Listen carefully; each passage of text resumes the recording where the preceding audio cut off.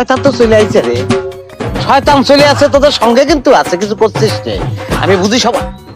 উরে বাবা রে, এই মাইলারে আবার সেম ড্রেসে নিয়ে আইছে, এই যে সেম শার্ট, ও পালো কিরাম করে, হ্যাঁ? আর আমি কোন দিন কোন জামা পড়েছি সেটা এই মেয়েটা জানে কিরাম করে। শালা বুঝছিস আমি কিছু বুঝি না, তোমরা যে গিরিঙ্গি করতেছো শালা সব কটার নামে আমার জিডি করবো কি, আমি তো বলি তো কিরাম করে করবো, কইরে যাওয়া উচিত ছিল। ও আচ্ছা আচ্ছা, শোনেন কথা শোনেন। হ্যাঁ, আপনি মরেন কোনো সমস্যা নেই, কিন্তু আমার একটাই কথা, আপনি ফাঁস দিয়ে মরতে পারবেন না। আমি আমার জীবন আমি কিরাম করে মরবো না মরবো সেটা তো সম্পূর্ণ আমার ব্যাপার, আমার মতন আমি মরবো। আহা, ফাঁসি দিয়ে বললে তো আমার নামে কেস হয়ে যাবে না। আপনি টেনশন করেন না, আমি আপনার জন্য মরার জন্য সাপ নিয়ে আসছি। কি করছে রে? কি সাপ?